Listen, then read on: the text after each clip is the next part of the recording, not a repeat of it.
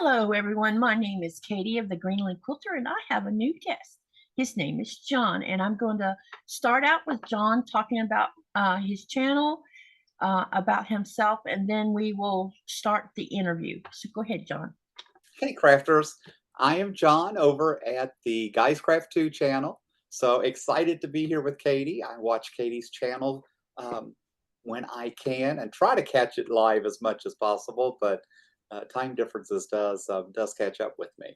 So I am fairly new to quilting. I've only been on YouTube for just a year in June. Wow. So you've been, when was your year anniversary for your channel? It was like June 13th, I believe. Oh, so you started in the same month I did. I uploaded my first video on my first live video that related to quilting on June the 2nd. Oh, no kidding.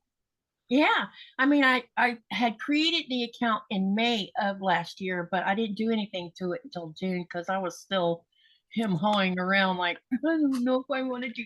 And I don't know about you, but I still not so sure that I still want to do it or not. I don't know. We'll see. I enjoy it. I like it. It's I had my channel probably for 4 or 5 months before I actually did anything out there, and I only did recordings for quite a while before I would attempt to do a live. And the problem is it'll be this September, late September, I will have been sewing quilting for 2 years.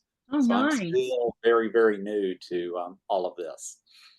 So that was part of I ended up buying 2 sewing machines and spent a couple of months trying to find someone to help teach me how to use them and not sew my finger because I was terrified that was going to happen. And then I decided, let's do a YouTube.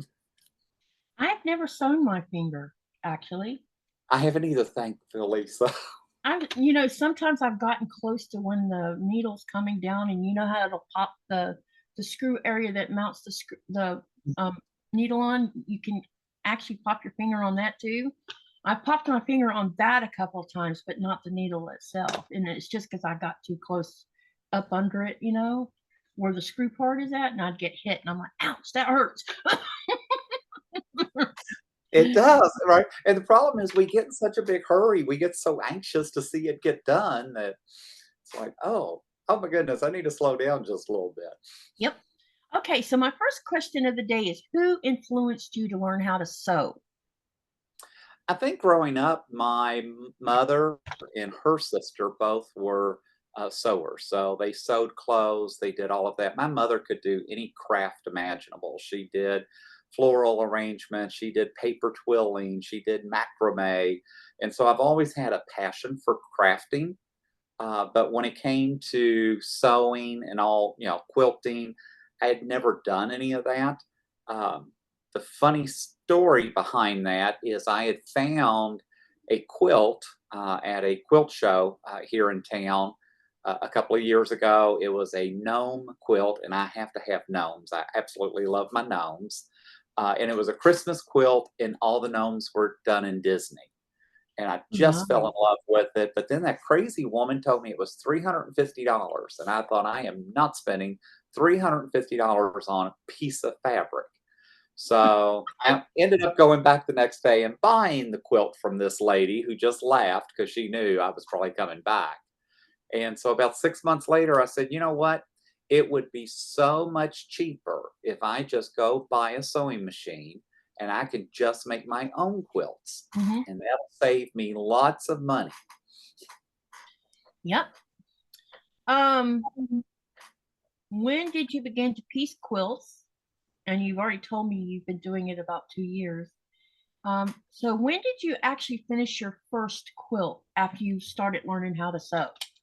So my first quilt, I actually did 2. I took lessons from a lady here in town.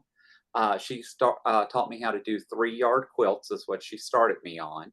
And I actually did 2 for my grandkids.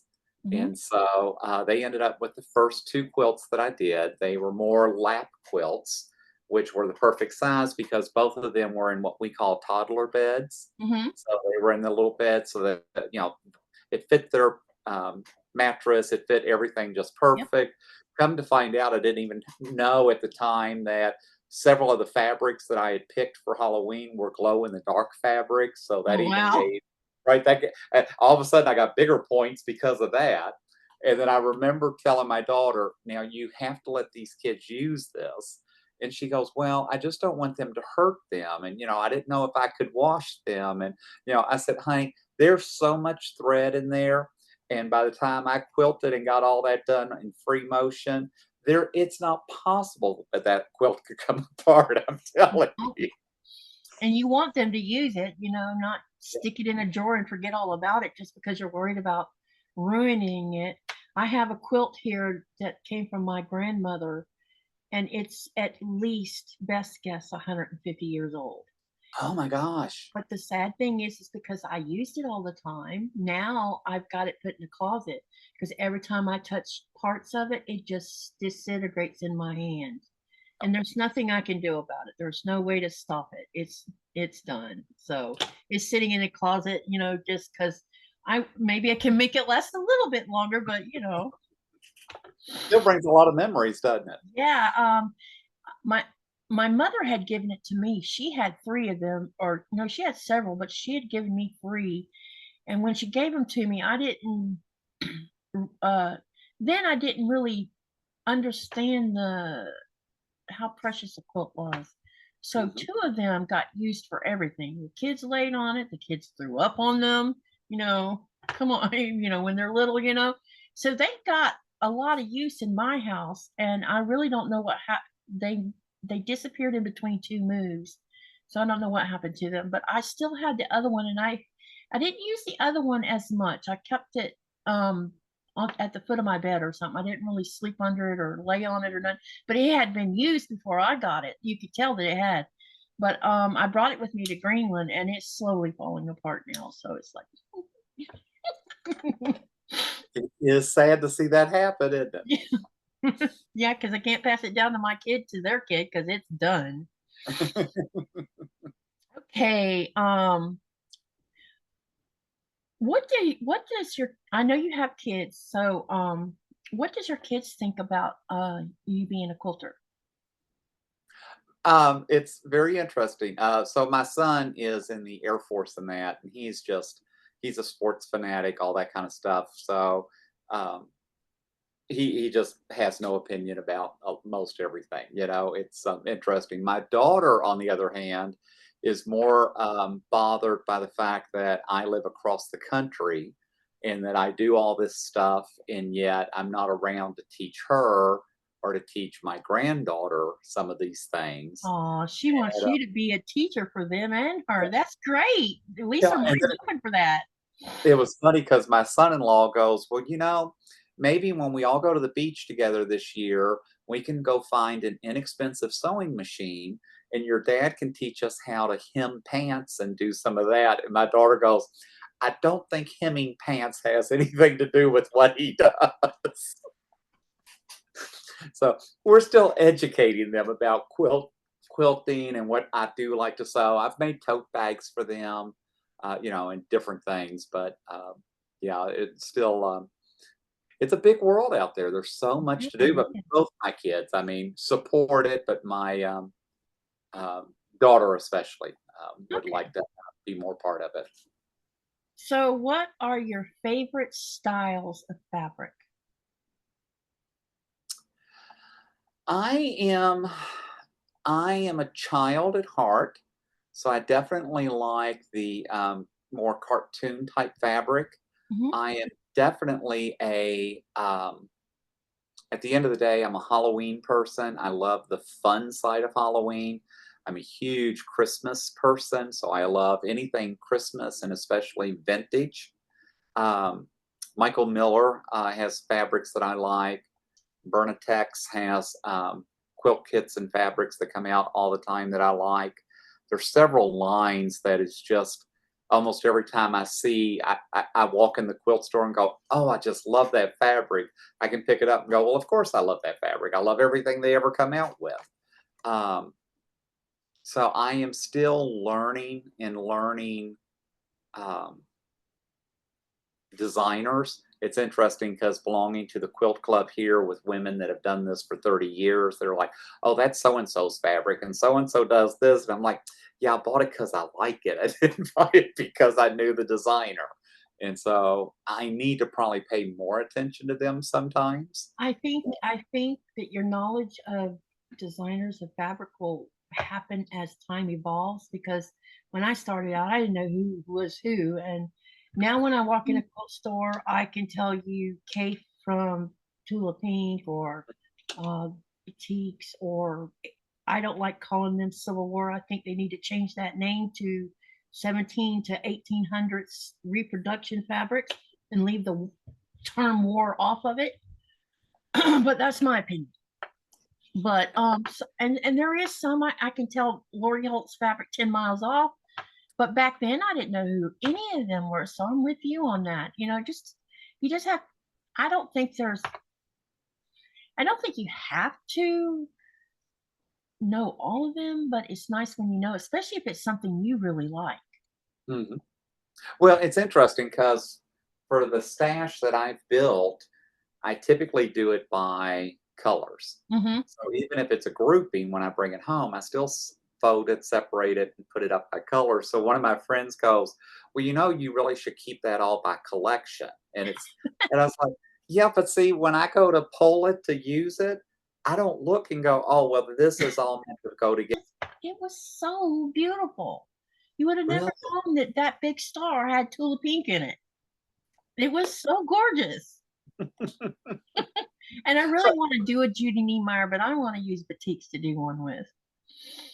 it really is about the patterns too, Yeah, right? yeah, Finding the pattern that you like and the ones that work. yep. I just don't know if I'm skilled enough yet. Okay. Do you have a favorite? Okay. This will be a two-part question. Who is your favorite designer of fabric, and who is your favorite designer of patterns? Let's see what I get for an answer. Fabrics, I'm probably still learning a lot about. Um, Man, if I'd known you were going to ask that question, I would have pulled one of my fabrics off. There's one collection that always seems to come out and it's like Woodbridge. I can't think of the name of the group right now, but it's almost every time they come out with a new collection, I walk in the store and go, "Oh, I love that." And if I look down at the bottom, I'm like, "Okay, yeah, that's the one." Um, I can't remember the name of that group though, but Oh, that would probably be the one that resonates with me. okay. Um, Patterns right now, because I'm still so new and still learning to cut. I did realize I just cut a pattern about probably 6 months ago now, but nothing lined up quite the way it was. And one of Uh-oh. the ladies that was trying to help me figure out why I was off so much, she goes, "Honey, you cut all of these at a half inch, and I was supposed to cut them at a quarter inch." And I thought, Oh. oh, I looked at the ruler, so it's funny, you think you keep looking and remeasuring and doing things, but right now my favorite is Villa Rosa. I Okay. like Villa Rosa patterns. I think because I get the little cards every month. They're so quick, they're simple. In fact, I wish instead of starting me on 3 yard quilts a few years ago, that they had started me on Villa Rosa, because I think she's got some really, really cool designs. Some that can be a little bit more complicated, but yet all those instructions on the back of that card is all you get. And it just, her patterns just make sense to me right now. Okay. That sounded like wind chimes. It did, didn't it? That means somebody walked across the yard. Okay. Do you prefer traditional quilt making over modern, or are you finding yourself in between it, or what's your thoughts on that? I would say what I'm working on is probably 65% very traditional. Um, but I really have an eye for the modern. So interesting enough, for Amazon Prime days, one of the books that they had was the Modern Quilt Makers Ideas or whatever, and there's 200 quilt patterns in that, and it's like a $40 book that was on sale for like 15 bucks. It just arrived today, so I did buy it because I like the modern quilts. I like some of the flair, some of the abstract that you get with them, but I also feel like I'm not skilled enough yet to do some of those. Yep, I understand that. Definitely. I know pattern writers. Everybody has their own style of writing patterns, and I don't know what type of learner you are, but I'm a visual hands-on learner. And a lot of times when I'm reading a pattern, I'm like, what? I need a picture. Yeah. And so I get stuck sometimes just on the language because I'm a good reader and I'm a book fanatic, but reading normal fiction books are, easy to read for them unless it's a boring one. So when you get a nonfiction story that's not so interesting, my eyes go all over the place. And so with patterns, I've noticed that sometimes when I'm reading them, and here's a good example. It on some people's patterns, uh, they'll tell you to cut if you're going to make 2 half triangles. And if you're not paying attention, you'll see where they'll say cut through the middle. But you're making half square triangles is what you're making. So when I cut it down the middle, I'm assuming I'm supposed to be making 2 half square triangles. But the instructions don't say you're only making 1, and that's why you're only putting that line down the middle to sew over to cut one side off and leave the other will be smaller. You understand what I mean? So sometimes little things like that, and then it's like downhill from there. Yeah, because it's a challenge. I mean, that's what some of these instructions I pick up, and I belonged and still do to quite a few, um, clubs where like the Sewers Club, Open Gate, different ones that send me projects and that every month. But the ones that I'm finding that I like the most are from certain groups, and Yeah. it's because a lot of times whatever project they give you, they'll go in and they do a YouTube video around how to do that project. And sometimes I need the help because I don't understand all the quilting terms yet. Yep, So I'm with you on that one. I run into a problem sometimes and I'll go find someone and like, what does this mean? I don't understand what this means. um, as a quilter, is there anything you have learned that you wish someone had told you when you first started? I think 1/4 inch seam would have been. I never understood the significance and the importance of that.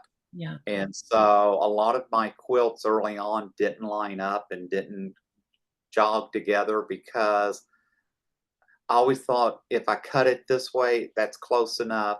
If I sew it that way, it's close enough, but close enough doesn't match. Yeah. So when you get close enough sewing and close enough cutting, the two aren't going to. Yep. I wish somebody had said, you really, putting the work in up front is what makes all the difference when you go to put it together.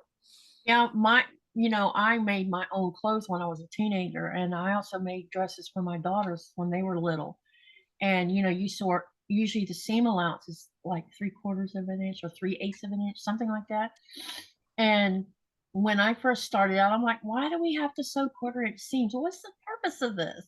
Because no one really talks about why you have to do that. It's just like it's assumed that you should know the answer to that. Well, and it's the same with, pressing to the dark side or Yep. pressing your seams open and why that makes it. And I've learned, I'm very fortunate because I've bought some really nice machines, but depending on how many layers are trying to go through there, sometimes it doesn't Mhm. matter how nice the machine it is, it still doesn't want to drive that needle that far No, down. it doesn't. Yep, you're right. Tell me about what you envisioned in the beginning of learning how to be a quilter and how has it evolved over time? I think originally when I started quilting, I already had a wreath, door wreath business that I was doing some, and had an Etsy store and doing those things. Ended up opening another Etsy store around quilting because I knew me, as good and as talented as I am, I would be knocking out 10, 12 quilts a month. People would be lined up ready to buy these things. And I had no idea how much fussiness and time Mhm. really goes into making some quilts. Even something as simple as doing a panel Yeah. still takes time. I mean, just trying to wash the panel, press it, stretch it, get it, squared again. So then you can do something with it. It's like, okay, so it seemed much simpler when I used to watch my aunt was a big quilter and she did the old hand quilting and all that. And I don't know, it seemed a lot simpler growing up watching her do those. They probably didn't pre-wash everything either, you know. No, no.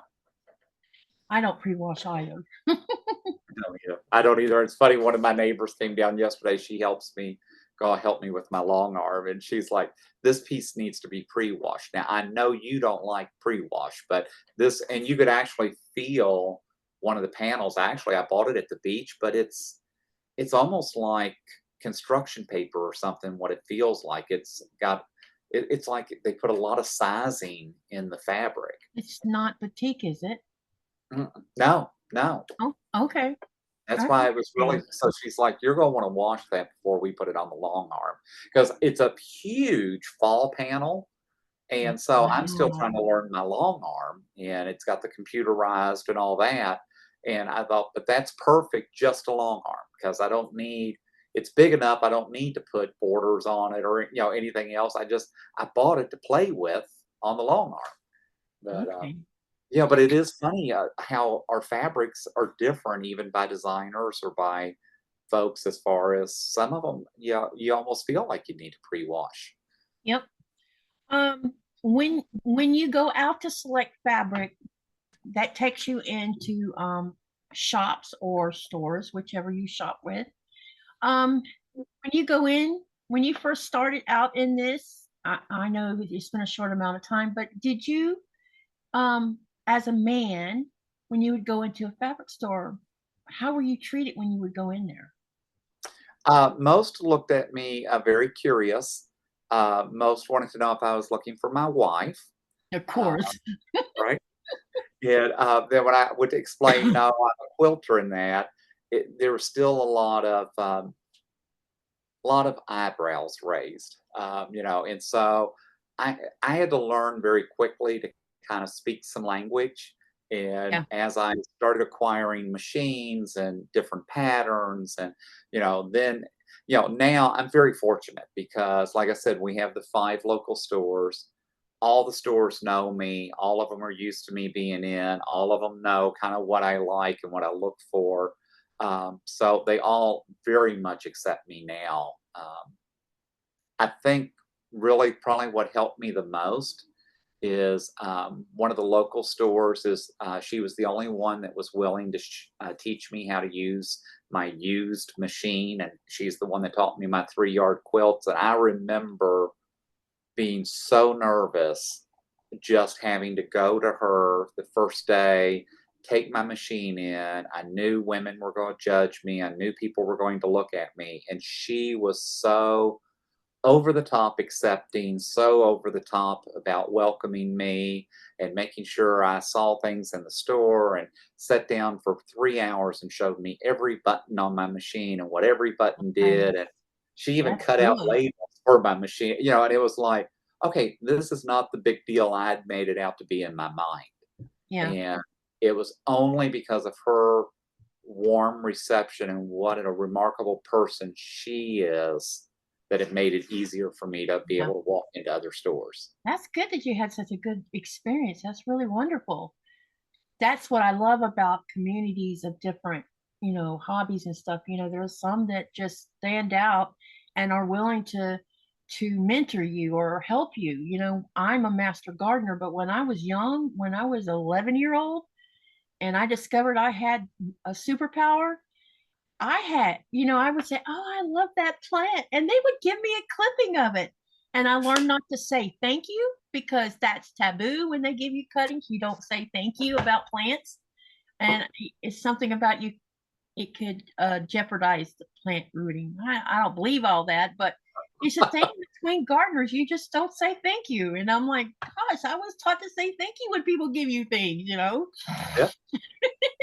So Yes. every community seems to have those people who stand out amongst everybody else.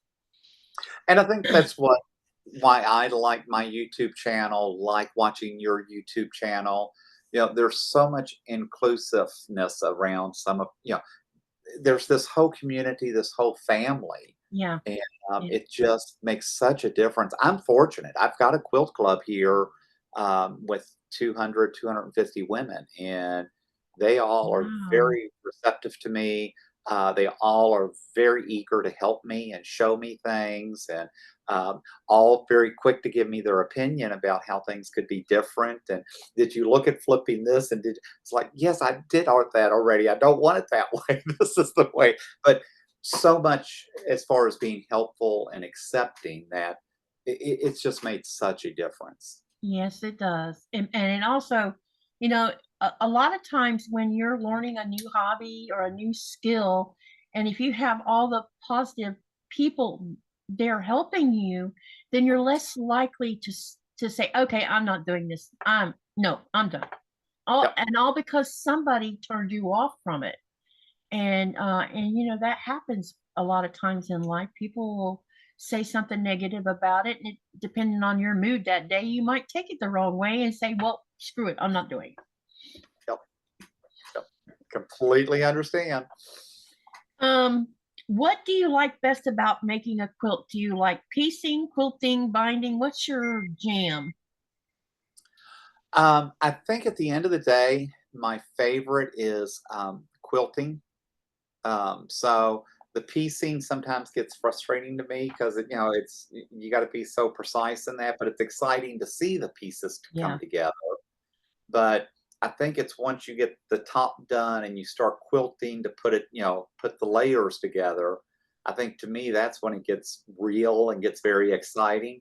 I'm still learning binding. I do much better now than I did a year and a half ago. And I think I finally figured out the technique I like. But now someone told me the other day that I need to start doing, oh my gosh, I can't think of it. The binding where you use two different strips, so it looks like you've got almost like a border edge to it. You mean putting a like a A border on the flange, front and on the flange, back and then sewing that together? flange binding. When they talk Oh, about I don't even flange, know what that is. I'll have to look that up. yeah, flange bindings when you take like a 2-inch strip and a 2-inch strip and you sew it together and Mhm. then you cut it down. So when you sew the back and when you flip it to the front, it gives you a double effect because you've got two different fabrics. So it's kind of Oh, and Jenny actually from Missouri Star Quilts has an amazing okay. video on I'll have to it. look that up. I've never But heard of that one.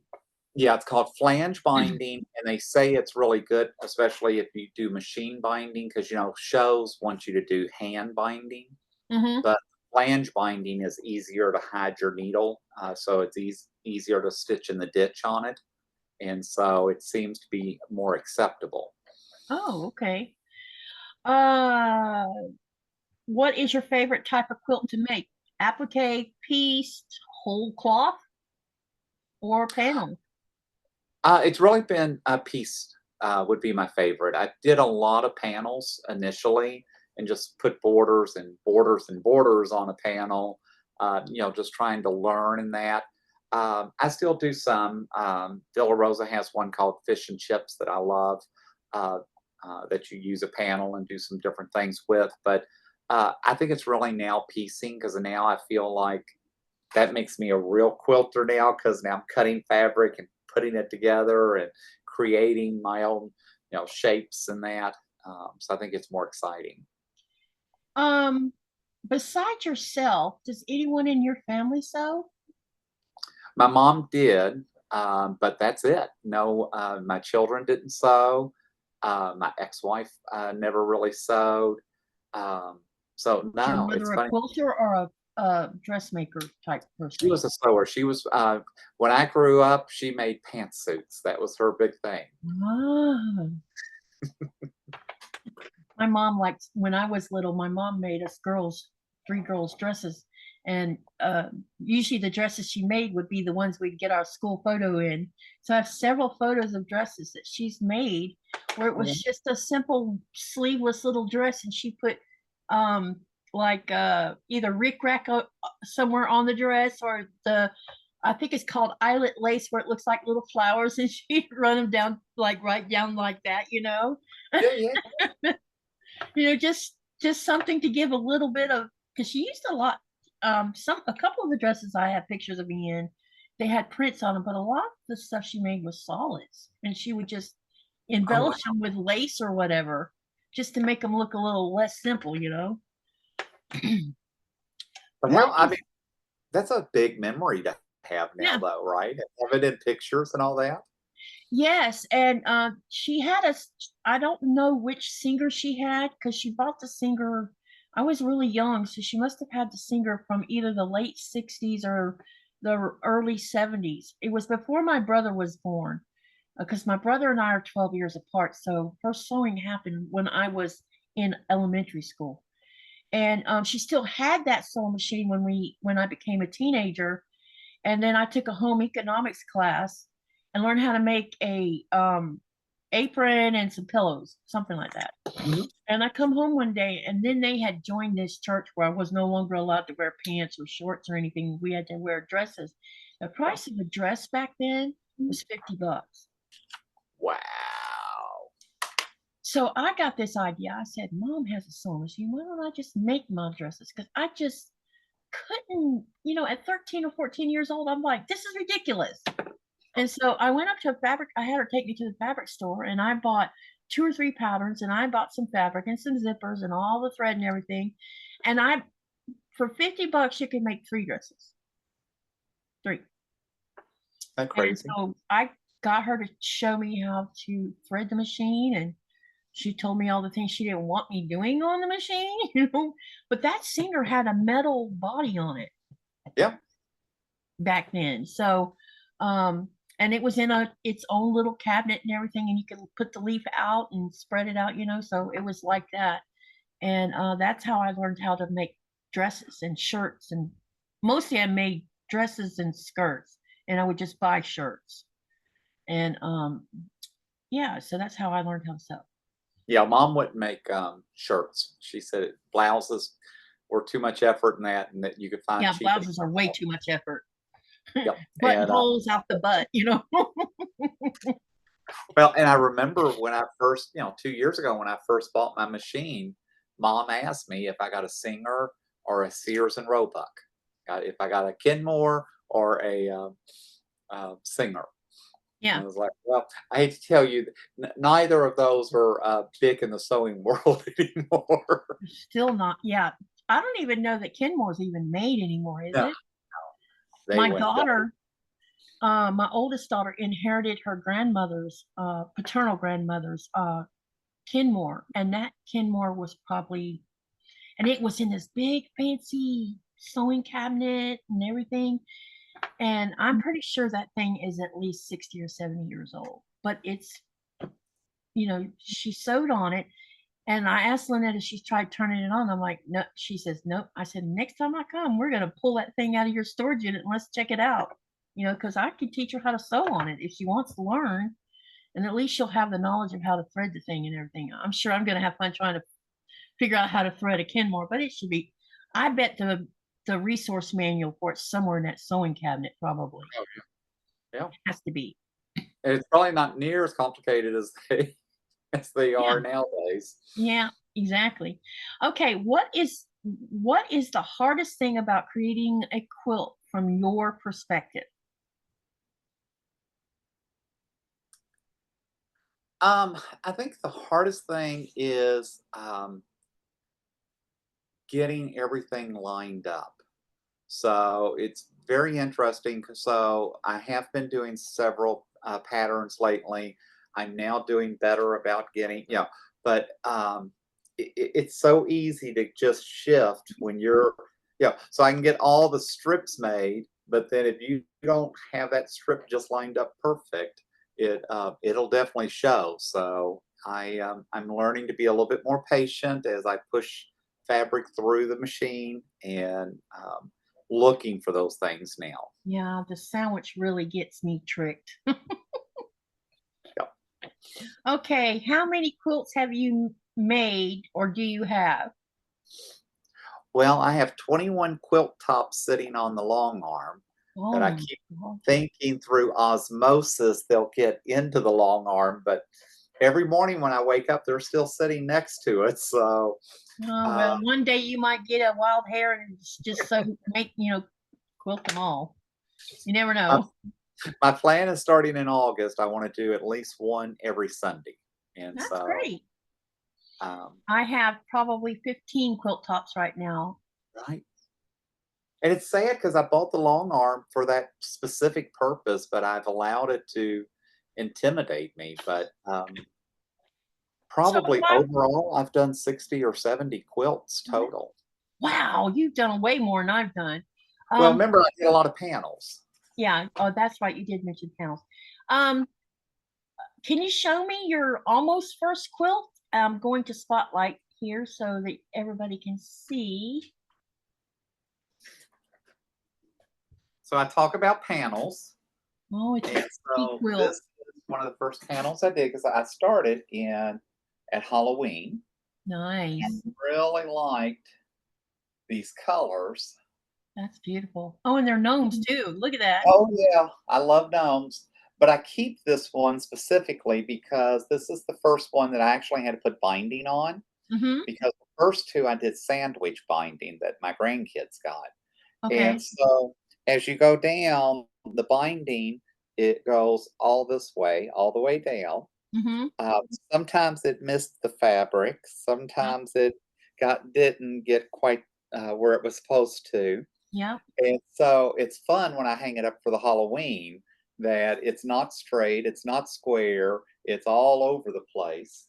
And but yet I tell people now that I wanted it to look that way because it looks more Halloweenish. Yeah, it does. It's beautiful. Yeah. Can you show the back of it also? Yeah. So Oh, look at that. That's uh, really nice.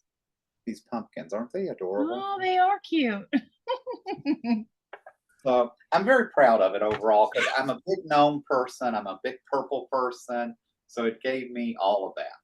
That's awesome. Okay, so what is your most favorite quilt you've made? So my favorite, I claim, is the queen size quilt that I made. So it's the first one I really did all the piecing on, did all the cutting, did everything. My neighbor actually quilted it for. I did put it on the long arm because she's got a long arm. Okay. So she did the long arming for me. But um, it was actually a Missouri Star Quilt monthly pattern, and it Okay. comes out in their block book every month. This Uh-huh. was January 23, I think, pattern. And there was something about it that just made me fall in love with it. So it's Oh, look at all black that. and white, and it just, That's beautiful. and so it's the first one that I've really done. I did learn a lot on this one. And one of the things I learned was I used Joann's fabrics for Mm-hmm. some of this. Mm-hmm. And I learned that Joann's non-quilt fabric is thin. And Mm-hmm. so to put so much work in on this with all this white, I would have probably preferred a Kona Mm-hmm. white fabric. But the backing, it was the first time I ever got to use 108 backing. Oh, So, look at, oh, I have some of that fabric here at the house. yep. Wow. So, That looks and then lovely. my neighbor told me, she said, now, remember when you do the binding, you want something that will be a little bit different. So I was able to. So I just think overall it has such a good effect. I actually just took this off the bed. That looks wonderful. You can tell you're using it, but it's beautiful. Thank you. That's the idea here. When you make it, you should use it, not hide it. That is the plan. So it was nice that I did something for me. Yes, definitely. It's beautiful. Thank you. So tell me what your go-to sewing machines are. I know you said you had several, but what is the main one you like to use for piecing, and then tell us about your long arm. So my favorite machine right now is my Viking. I have an Epic 2, and we've really become friends, and we work really well together doing piecing in that. So I'm very happy with it. I'm starting to really understand that machine. So that's my favorite sewing machine at the moment. You want to tell everybody how many machines you have? Well, I have 11. I have a featherweight. I haven't even plugged in yet. Oh my gosh. But I knew I had a featherweight, but I can't find one over here. I ended up, so I bought Grace back here, which is my long arm. It's the 21-inch Grace Qaqortoq. The lady, because I live in a retirement community, the lady that had this had every bell and whistle, had the software, had everything. She had probably only done 10 or 15 quilts on it, but she moved into an apartment in more like an assisted living. And so she didn't have room for it. So she was selling it, which I was not in the market for, but she had a featherweight. And I said, well, I definitely want the featherweight. And she said, well, I'll give you the featherweight if you buy the long arm. So at the end of the day, I ended up buying the long arm. So I got the featherweight. That's awesome. How often are you using your long arm? I have 2. So I have the Sweet 16. You have 2. Wow. Okay. So I have the Handy Quilter Sweet 16. That's the sit-down long arm. So it's all free motion. And I really, really, really like that. And so I'm very comfortable using that. Loading this, getting the software going, all that, I've still allowed that to perplex me a little bit. So if I have something I need to quickly knock out and it's not huge, I run and get on the sit down just because that's what I'm comfortable with. Yeah. Load, I noticed it with my friend Christine quilted 2 of my quilts for me, and I was there watching the whole process, and it took a while just to load, because I brought 2. I brought one that would fit a queen size bed, and then the smaller one was just much stronger together. But the big one, it took us a while to get that thing mounted straight on everything in its place. But man, when to start with, I told her, she says, well, what do you want me to do? I said, do whatever is okay with you. And if you want to keep it simple, it's fine. But and she was going to do a simple, because she doesn't use a computer. She doesn't want to spend the money for the computer part. And I had gone I went to we did a trade. She took me over to Carrollton, and she picked up Blaze and took Blaze back with her, and I stayed with Thomas, and Nikolai stayed at her house because he didn't go with me, because I just wanted one-on-one to talk to Thomas and help him with some stuff. And while I was gone, and she started on it, and Nikolai says, she's been down there in this quilting room all day today. And I'm like, what is she quilting? Your quilt, the one that you're going to have to give away to the new owner. And I'm like, oh, and she's took all day on. I thought she was just going to keep it simple. He says, when she walked out of that room for a break, she had this big grin on her face. And what had happened was, when she started on it, she couldn't stop, and then she just went with it. And when you saw the quilting on it, oh my gosh, she really spent way more than what he paid for. He got a free quilting out of it, because I didn't know any better of what to charge. When he first asked me how much it would cost him to make him a quilt, I'm like, I sat there for a minute and thought about it. I said, I don't know, $500 US. I should have charged him $750 US. Yeah, I will say, I was really surprised. Um, yeah, I remember mom buying my mother grew I remember Cloth World was where mom used to buy all her fabrics and that. Mhm. And I mean, like a spool of thread was like 20 cents. Yeah, And or 10 so, cents, depending on where you got it from. yeah, right. And so I'm going in and these women are talking about 10 and $11 a yard and a spool of threads like $14 and and then they're talking all these name brands, well, are you using this thread or this thread? And we like this thread. And I'm like, oh my God, I thought thread was thread. It's not. I don't know if you've ever been on a shop hop, but me and Nikolai did a shop hop in Florida, and we managed to do 45 out of the 78 stores, I think, something like that. Oh wow. So we were over the halfway mark. But the one thing I noticed out of all of them, there was so many brands of threads. And Florida, there's a couple brands of thread that is exclusive to Florida, apparently. And I'm like, what do you need all this for? No. I'm now down to probably 3 different threads. And as some run out, I'll probably end up down to 2 different threads. Yeah, right now I mostly use R-fill. The other day I binded my last year's Stronger Together finally, and I needed a dark navy blue thread, and I didn't have any R-fill that specific dark blue, Yep. and I noticed I do have a few spools of Missouri Star, and I didn't think anything about it when I pulled it out that it might not be cotton.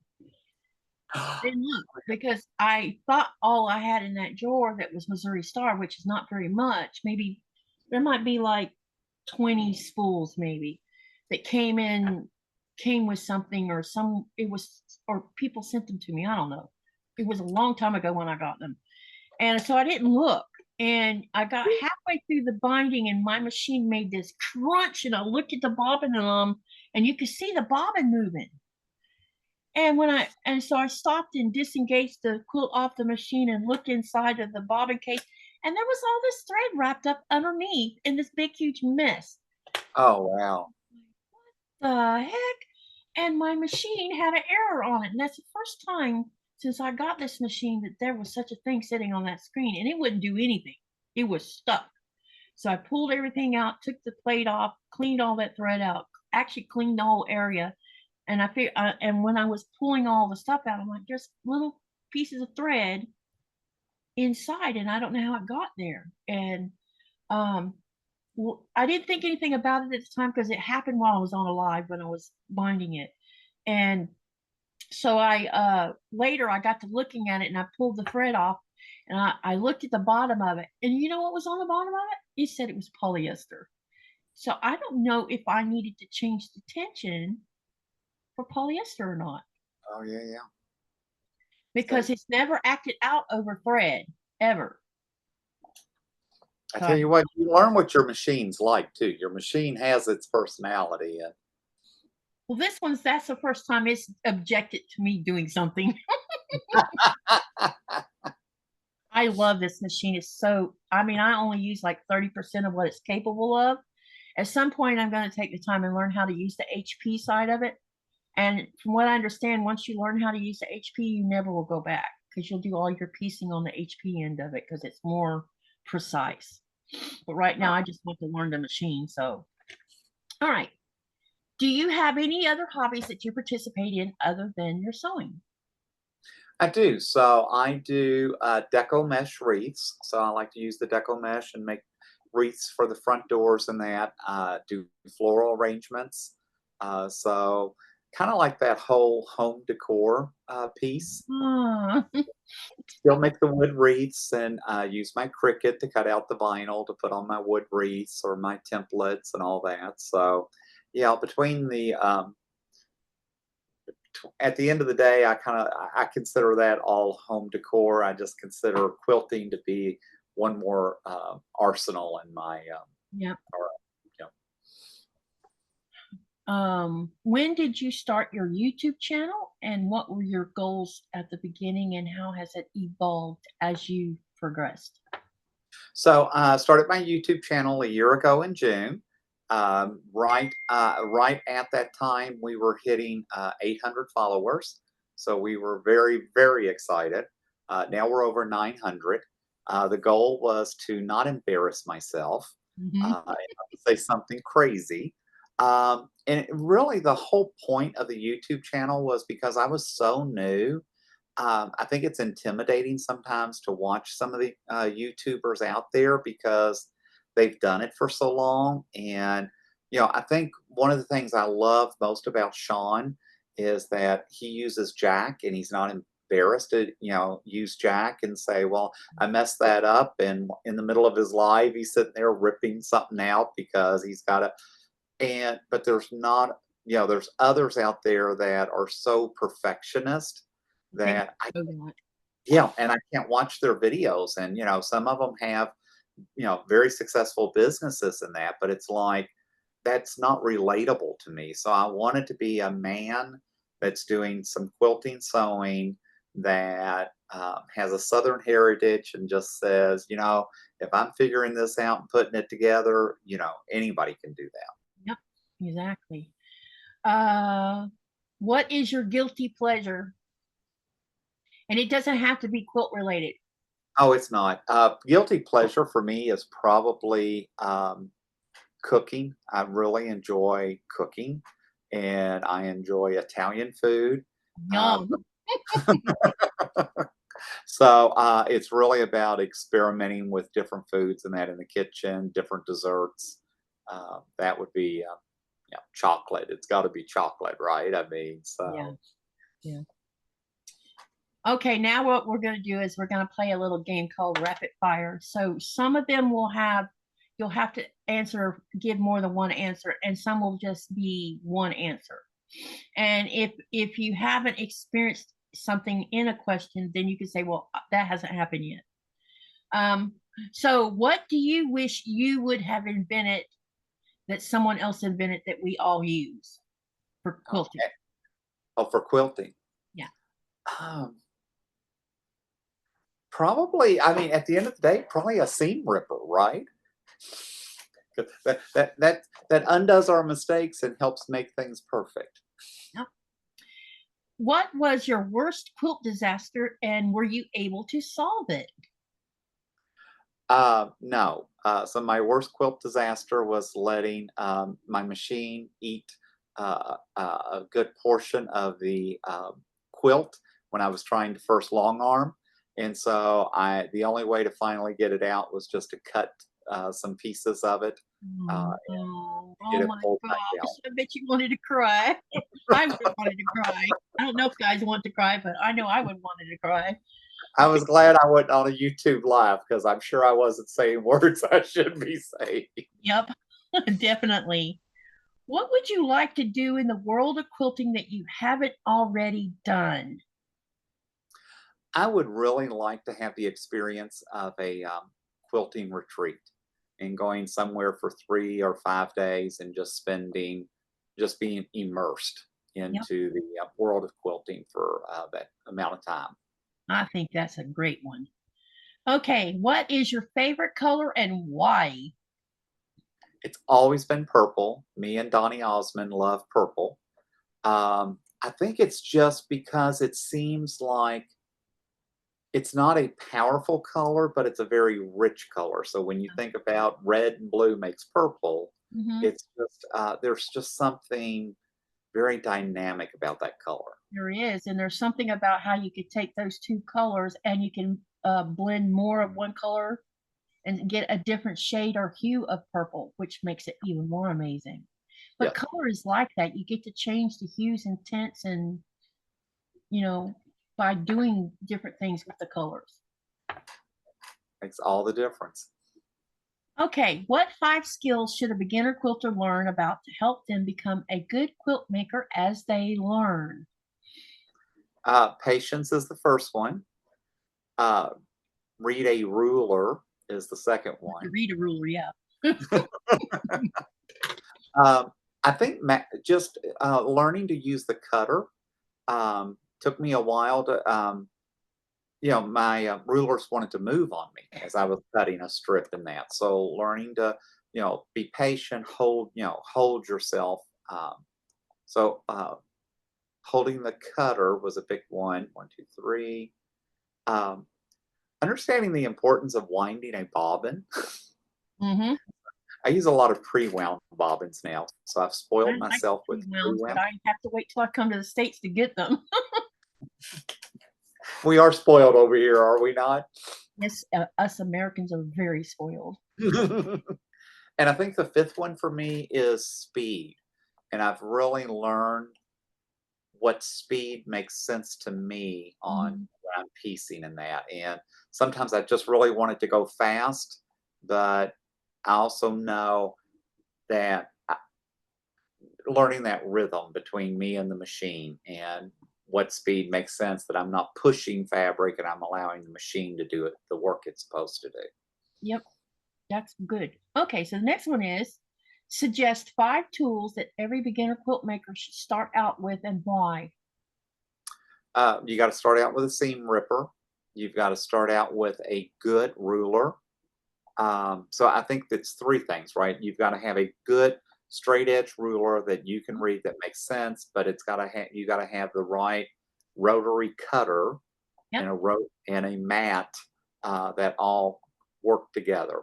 So it's the rotary cutter, the mat, and the ruler all make sense. You got to have a seam ripper at the end of the day to fix your mistakes. And a fifth one, oh, for me, it's the 1/4 inch seam guide. I've Yeah. got to have the little guide on my machine. Yep. That's good. Those are all good ones. Okay, what advice could you give concerning how to take care of quilts to make them last longer? And you're probably like me, we haven't been doing this long enough to be able to answer that question, but you might have an answer. I was going to say, for me, it's really, I think it's having people use the quilt is more important to me. Hmm. Uh, I think I'm sure there's things that we can do as far as the way we launder them and what we, whether or not we put fabric softener or don't put all that kind of stuff. I'm sure plays into it. I think I'm learning more about batting, and I think the batting. So I think it's what you start with sometimes will help, make that preservation. But Definitely. yeah, I'm not on that side yet. Yeah. What advice would you give to a beginner quilter? I think take the risk. It's fun. It's a great hobby, and don't be afraid to take the risk. There's enough people out there that are willing to show you, help you get started. There's plenty of YouTube families out here that'll, be inclusive and have you there. So just take the risk. Just be who you are, and let's. We can teach you the skills. Yep, all of us can help. Okay, now this is for any quilter. Do you have any other advice that you would give to any quilter, including those who have been doing it for a while? I think for me, it's more about being open and receptive sometimes. So I know I piece a lot of times with glide, which is polyester thread. They don't like, so if you're sewing cotton, it has to be cotton thread.